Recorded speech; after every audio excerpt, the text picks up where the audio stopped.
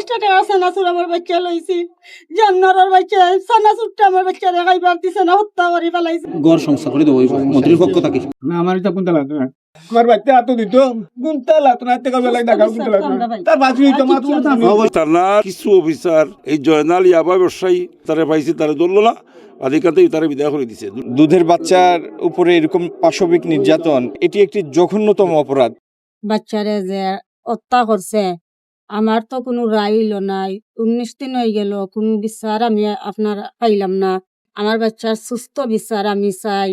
তার ফ্যামিলির মানুষও তো জড়িত, তার ফ্যামিলির মানুষ এখনো পর্যন্ত এগো আসামি ধরা পড়ছে না। জয়নালর হাত আছে পুলিশের লগে, আসামি ধরছন, জয়নালে নিয়া তার ভাই হাজির করছে, পুলিশ সকলে যেনে বাহরিয়া দিছন, তার ফ্যামিলিরে বাহরিয়া দিছন। এগো আসামি পর্যন্ত 19 দিন হয়ে আছে, এগো আসামি পর্যন্ত পাইছো না। আমার কোনো বিচার, আমি সুস্থ বিচার আমার মনে হয় আমি পাইতাম না, আমার সুস্থ বিচারটা আমি পাইতাম।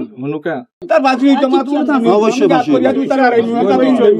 আমার দলের দলে পাতলা হইতে পারে, তত্ত্ব হইতে না, আমার ও ভূত পাতা কি নাই, আমার দলের খালি খাবে বুঝবা যাইতে পারে না। জয়নাল গৈর তার মা এবং তার বাবি এরা খুব পোষ্যকাদের জড়িত, এরা আছে এই লাস্টে দিয়ে হলবা লাগি, কিন্তু এরা একজনরেও এখন পর্যন্ত পুলিশে একজনরেও গ্রেফতার করতে পারল না। মূল আসামি যে সে ধরা পড়েছে, তার সহযোগী যারা এসএমপির কমিশনার আমাকে জানিয়েছেন যে তারাও নজরদারির মধ্যে আছে। ঈদের আগেই ডিএনএ রিপোর্টও আসবে, ডিএনএ রিপোর্টটা আসলেই পুলিশের পক্ষ থেকে চার্জশিট দাখিল করা হবে। তো এই জঘন্য ঘটনার দৃষ্টান্তমূলক বিচার হবে এবং বিচার প্রক্রিয়া সম্পন্ন করে ইনশাল্লাহ আইন অনুযায়ী যথাযথ সাজাও হবে। এই বিচার প্রক্রিয়া দ্রুত সম্পন্ন করার জন্য এবং এর আগের আইনি প্রক্রিয়াগুলি সম্পন্ন করার বিষয়ে সরকার এবং প্রশাসন ফুললি কমিটেড। আমরা আশা করছি ঈদের আগেই আমরা এই ডিএনএ রিপোর্টটা পেয়ে যাবো। ডিএনএ রিপোর্ট পাওয়ার সাথে সাথে আমাদের চাষির দেন। আর আসামি তো মূল আসামিকে ধরা হয়েছে, বাকি যারা তারা অবজারভেশনে আছে। আপনার বাচ্চা, আমরা সবর বাচ্চা, জয় খালি আমার বাচ্চা না, আপনার বাচ্চা। এই বাচ্চার প্রতি যে ঘটনা ঘটছে, আল্লাহ হেফাজত করুক, আর যেন কোনোদিন বাংলাদেশে এরকম ঘটনা না ঘটে। আমার বাচ্চার কুছ খালি হইছে, আর জানো না মার কুছ খালি আর হয় না। মার কষ্ট কিরকম এটা তো আর কইয়া বর্ণনা করা যাইতো না। সর্বোচ্চ যে সাজা বিচার হইয়া ইনশাল্লাহ ও সাজা হইল ইনশাল্লাহ।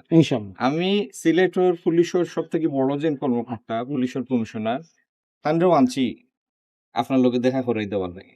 দেখার যেটা হইছে চার্জশিটের দেওয়ার লাগে, যেটা লাগে ইনো চার্জশিট দেওয়ার লাগে সর্বশেষ যে জিনিসটা আশা করলাম আমরা ঈদের আগে কাগজটা আমরা রাতো আইব, এটা পরীক্ষার কাগজ।